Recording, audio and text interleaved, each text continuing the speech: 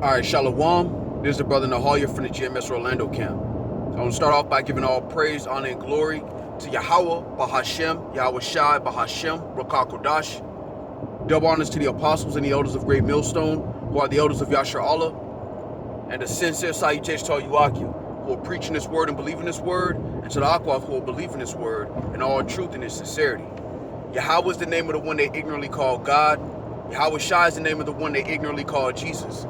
Bahashem is in the name, Rakah is spirit, Kodash is holy, Akyam is brothers, Akwath is sisters, Shalom means peace, and Yashar Allah is Israel in the ancient Paleo-Hebrew. This is Isaiah chapter 45. I'm going to jump down to verse 18. And it reads, "For thus saith Yahweh Shemel Shai that created the heavens, the Most High himself that formed the earth and made it, he hath established it, he created it not in vain, he formed it to be inhabited.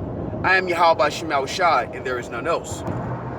Now when you read this in the NLT, it says, "For Yahweh Shemel Shai is power, and he created the heavens and earth and put everything in place. He made the world to be lived in, not to be a place of empty chaos." And that's the mentality of the majority of the people on earth. They look at the world and they think that this is all there is, that this is all it'll ever be. Because you notice, like, the current course of the world is technology is increasing, but the people are becoming worse. The food, the environment, everything else is becoming worse. But technology has been this distraction that has allowed people to overlook how bad things actually are. And that's why the scriptures talk about the Lord not making the world an empty place of chaos. The Lord didn't make the world in vain. This is not the reason the Lord made the world, for it to be ruled in wickedness and then destroyed. And the world don't understand that, but the elect, Lord willing we be a part of that number, have an understanding that there's something better out there. All right, when I say out there, I'm talking about another age, another time.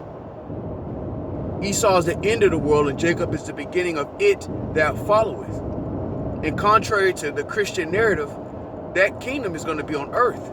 It's not going to be in the heavens. The earth is not going to be destroyed. The scriptures say the earth abideth forever. And it wasn't meant to be ruled like this. But this is a lesson for the elect. All right, Lord, when we be a part of that number, we're learning why righteousness is better than wickedness. With every detail of our life, we're understanding why righteous rulership is necessary. It's not even negotiable. The morality of the people have failed. All right, let's not even talking about the environment, the food, the morality of the people, the pride of the people. Because as the judge is, so is the people. And the world thinks that this is just how it is. Because every time somebody got in rulership, it never got better for the people. You think about it. It got better for some people, but not all. Yahweh Shai's rulership is going to be better for everybody. Now, they're not going to be on the same level as Israel, but that rulership is going to be better than all the other rulerships that they've seen on the earth. And people are judging the future based on the past. So because there's always been a rulership where people are destroyed, where a few people win and everybody else is done, where there's always corruption, they believe that that's how it's supposed to be. And it's not. All right, this is Proverbs chapter 29 and verse 2. "When the righteous are in authority, the people rejoice. But when the wicked bears rule, the people mourn." And at this point, even the normal people in this society are at a constant state of mourning. They don't even realize it. The fact that you need medication to get through your day is a form of mourning. Because when you think about medication in its simplest form, is to heal a sickness. When you think about drugs, drugs are just a distraction. Really, when you get down to it, scriptures talk about giving strong drink to him that's ready to perish. Now these people choose different forms of sedation, but ultimately it's because they're in mourning. Again, this is Proverbs 29:2. And it reads, when the righteous are in authority, the people rejoice. And that's why the kingdom of heaven is necessary, not just for Israel, but for creation. Because this is not sustainable. None of this is sustainable, but everybody believes this is just how it is. This is how it's supposed to be, especially our people. That's why righteous rulership is coming to the earth, man. But it's going to have to happen through the judgments that the Lord's bringing upon the earth as a consequence to wickedness. The world has to see that part too. All right, Revelation chapter 5 and verse 9. And they sung a new song saying, thou art worthy to take the book and to open the seals thereof, for thou wast slain and hast redeemed us to Yahweh Shema Shai by thy blood out of every kindred and tongue and people and nation, and has made us unto our power kings and priests, and we shall reign on the earth. And that's what's coming. A righteous rulership where the earth is going to finally be ran properly in righteousness.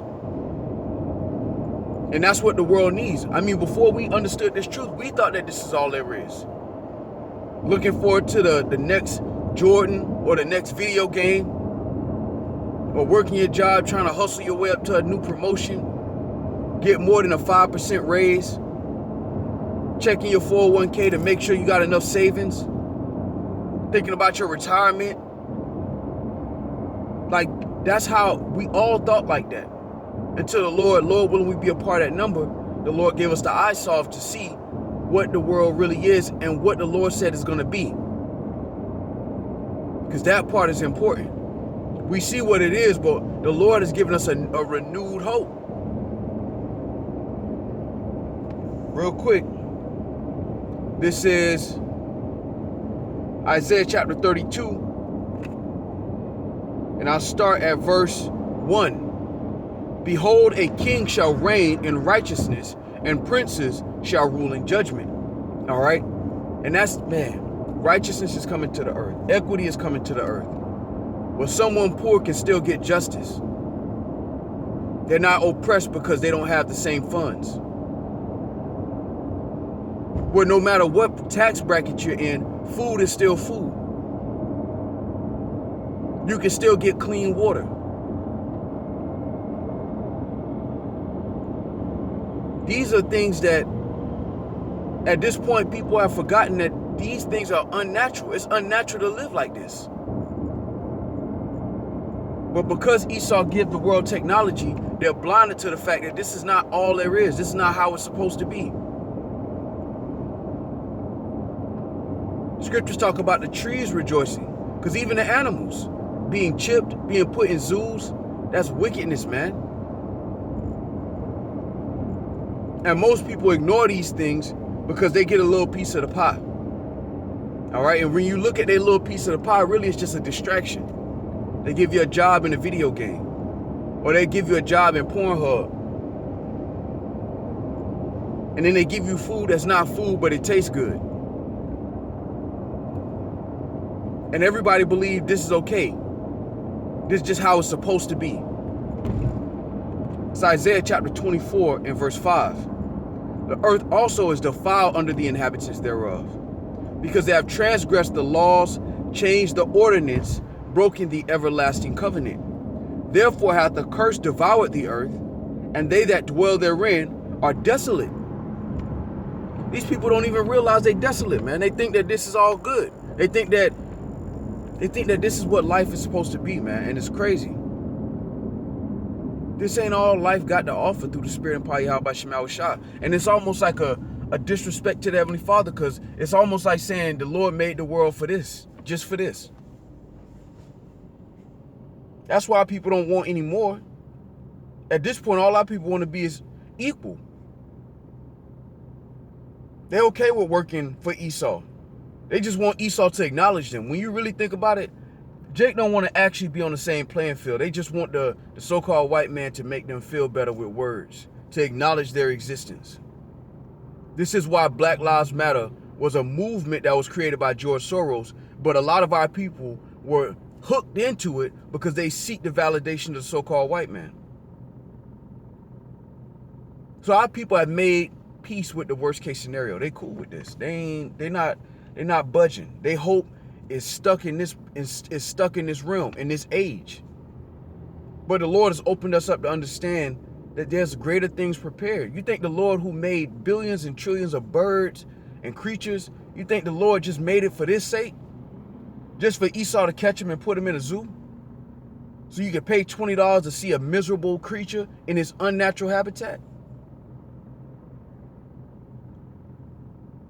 Where they got a medical industry that treats symptoms and not the actual disease.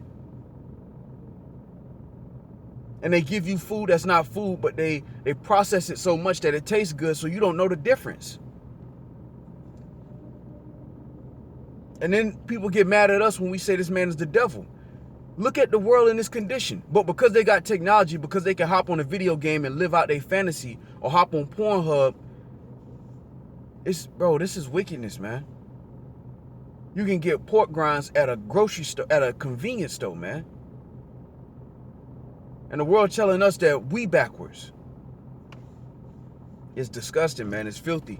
It's filthy, and that's why the Lord's going to get rid of this place. But before the Lord gets rid of this place, he's going to make an example of it, because this is a desecration. This is a disrespect to the one they ignorantly call God. And the fact that people's hope is only in this, that's why two-thirds of our people and the majority of the people on the earth, they're not going to make it out of this. All right, real quick, this is 2nd Ezra chapter 8 and verse 1. And he answered me, saying, the Most High hath made this world for many, but the world to come for few. And when you think about that many people are carried away with their diverse lusts. And that's what Esau offers people. As a cunning hunter, he offers a buffet of wickedness, a buffet of desire, of lust. And he feeds the people with these things, and they accept these things and ignore the condition of the earth and the people. That's a wicked judge, because it's not like they're doing this by accident. They know exactly what they're doing, and they're continuing to do it. And they don't care that the people are suffering. They don't care that most people have to take medications or drugs to get through their life, let alone their day. They have kids and don't get to enjoy them. They work their hands to the bone, and they raise don't equal inflation. So the very life that they got is being taken from them even as they live it. You think you staying above water, and then you get a raise, and it's keeping you further underwater.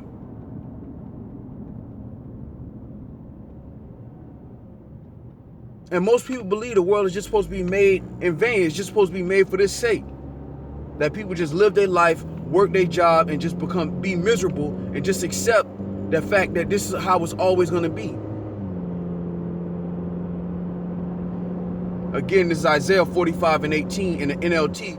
For the Lord is power, and he created the heavens and the earth and put everything in place. He made the world to be lived in, not to be a place of empty chaos. The Lord didn't make it to just be chaos, man. The Lord said he made the world to be lived in, man. People shouldn't be secluded to concrete jungles, and the only time you get to see nature, all right, is where you got to pay a fee and go see unnatural habitats, animals in unnatural habitats. Where your money is not money, your food ain't food, your water's defiled.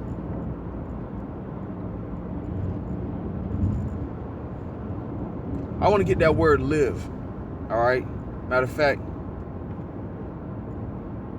Salaki, I'm going to get that word established in Isaiah 45 and 18. Because it says the Lord formed the earth. He made it. He hath established it. All right? Because the Lord saying he didn't make this in vain. He didn't make this for this to be the end all be all. He made it for a purpose. And this is not the purpose. This is just a season as a punishment unto the nation of Israel, beginning with the elect. All right? All right, when you get into that word establish, is Kahan. I want to say Kahan. And the outline of biblical usage, the second definition says to be directed aright, to be fixed aright, to be steadfast, moral sense. And the world is not morally steadfast right now. It's vain. The people have become vain. And it's Esau's prerogative. If it feels up to Esau, things will get worse. And that's why the Lord say if he didn't come, there will be no flesh left to save. But this ain't the end all be all, man. Even the heathens in the kingdom of heaven are going to have clean water. They're going to be able to enjoy their families. They're going to actually have food that's food. They're going to be governed in righteousness. They're not going to be governed by people who want to steal from them or take advantage of them. A king shall reign in righteousness. And that's what's coming. That's where our hope is. When our people look at us like we crazy, our hope is in that. Our hope is that this ain't all that there is. This ain't all that the Lord has to offer. And it's not. This was a punishment. And that's why our hope is renewed through the spirit and power of Yahweh Shema Shai. And as the scriptures say, we have a lively hope because we know that the Lord ain't going to let it be like this forever. So Lord willing, this was edifying. With that, I want to give all praise, honor, and glory to Yahweh, Bahashem, Yahweh Shai, Bahashem, Rakah Kodash. Double honors to the apostles and the elders of Great Millstone, who are the elders of Yasher Allah, and a sincere salutation to all you Akim, who are preaching this word and believing this word, and to the Akwak, who are believing this word in all truth and in sincerity. Shalom.